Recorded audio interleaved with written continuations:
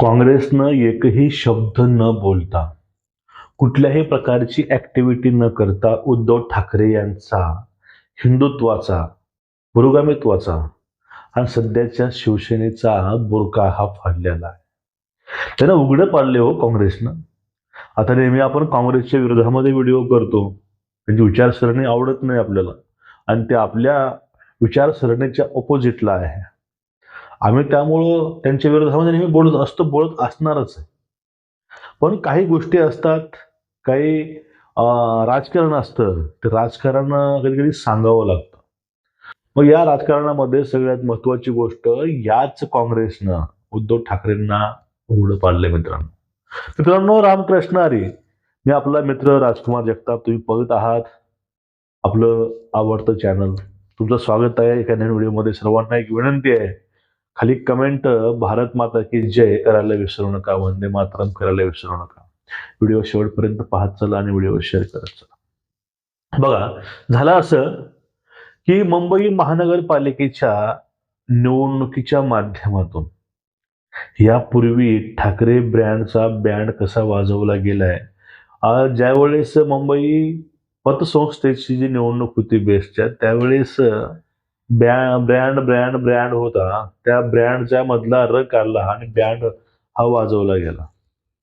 त्यानंतर पूर्ण महाराष्ट्रामध्ये नगरपंचायती, नगर परिषदेमध्ये तीच अवस्था होऊन बसली.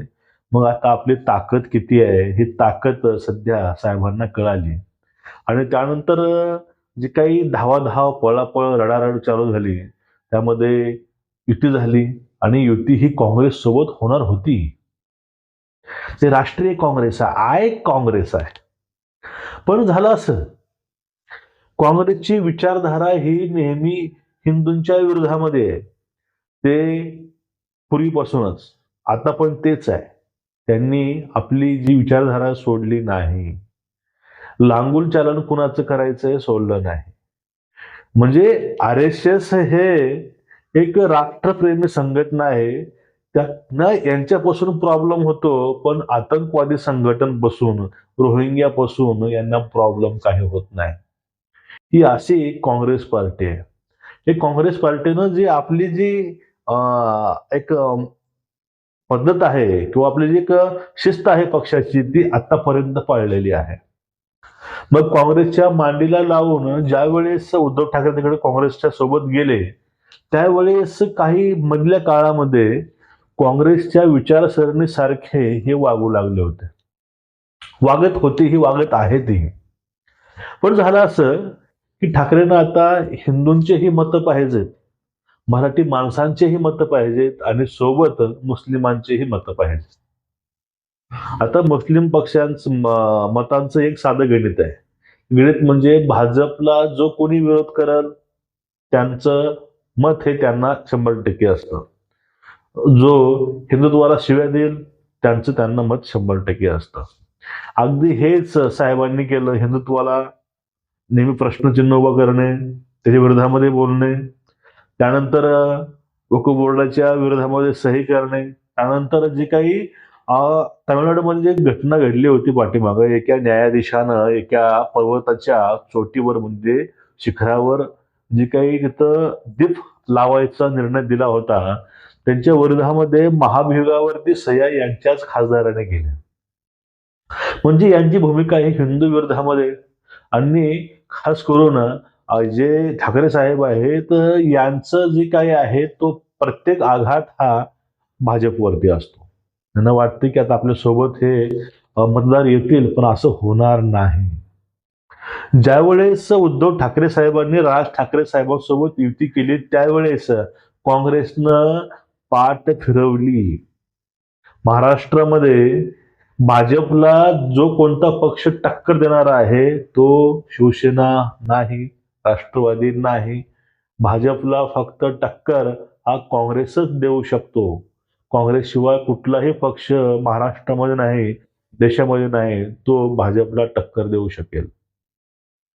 कारण भाजपच्या पुढे टिकायला जी काही त्यांची विचारसरणी आहे, वामपंथी विचारसरणी, ते पूर्वीपासून तेच आहे, बदलली नाही. जशी विचारसरणी ही भाजपची आहे, हिंदुत्ववादी, राष्ट्रप्रेमी, राष्ट्रहितासाठी तत्पर, एक अखंड भारत हे स्वप्न पाहणारी आहे.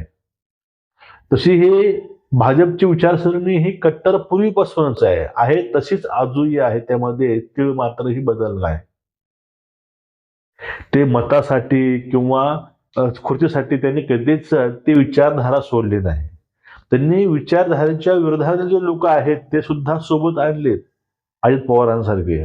पण त्यांनी त्यांच्यासाठी विचारधारा सोडली नाही. ठाकरेंनी विचारधारा सोडली म्हणजे हिंदू प्रेमी म्हणजे हिंदू बंधू भगिनी म्हणून त्याने मतदार बंधू भगिनीवर आले, महाराष्ट्र प्रेमीवरती आले. पण या ठिकाणी भाजप हा मातींशी आपल्या विचारांशी प्रामाणिक अजूनही आहे. असंच काँग्रेस सुद्धा आपल्या विचारांशी प्रामाणिक आहे.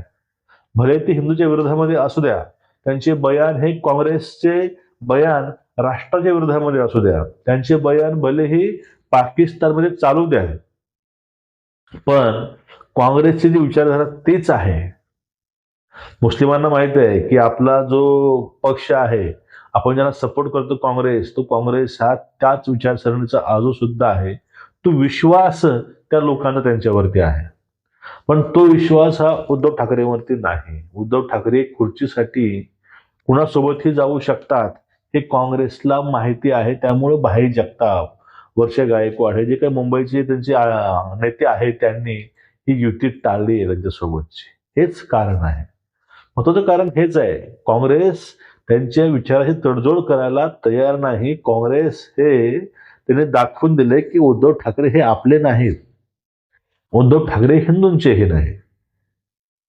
मग उद्धव ठाकरे नेहमी आपल्या खुर्चीचे आहेत आणि आपल्या स्वतःच्या राजकारणाचे आहेत. ते बाकी कुणाचेही सखे नाहीत आणि ते कुणाच्याही विचारधारेचे नाहीत. विचारधारा ही कधी पकडली कधी सोडली अशी नसते. विचारधारा ही माणसाच्या अंतःकरणात, माणसाच्या अंगामध्ये रुजली पाहिजे. आता बघा, काल एक वक्तव्य देवाभाऊचं पुढे आलं होतं.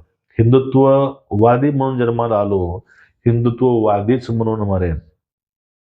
मतासाठी आम्ही भाग्यशाली ओढत नाही. यामध्ये जो काय अर्थ आहे मित्रांनो, तो अर्थ सांगून जातो की हिंदुत्व यांच्या रगारगामध्ये आहे. काँग्रेसवाल्याला माहिती आहे की हे भाजपवाले आहे, ते हिंदुत्व सोडणारच नाही, ते त्यावरती ठाम राहतील. पण काँग्रेसला हे माहिती आहे की उद्धव ठाकरे कधीही पलटी मारू शकतात. म्हणून त्यांनी उद्धव ठाकरे सोबत युती न करता उद्धव ठाकरेंचा जो काही उतरडेपणा आहे, जो काही एक मतांसाठी जे राजकारण चालू आहे, हे इनडायरेक्टली काँग्रेसनं सांगितलंय की तुम्ही आमच्या विचारसरणीचे नाही, तुम्ही आमच्या विचारधारेचे नाही, तुम्ही एक अशी वेगळ्याच लेवलचे नेते आहात. नाही तुम्ही हिंदुत्ववादी आहात, नाही तुम्ही आमच्या सारखे आहात. त्यामुळे युती ही स्पष्ट नाकारली आहे. आता यातूनच जे काही शिक्षण घ्यायचं आहे तरी शिक्षण घ्यावं आणि यातूनच जो काही विचारसरणी कुठली निवडायची आहे हा प्रयत्न करावा. बाकी तुम्ही समजदार आहात. तुमचं एकूणच या विषयावरती मत काय नक्कीच व्यक्त व्हा आणि व्हिडिओ शेअर करा. नमस्कार. रामकृष्ण हरी.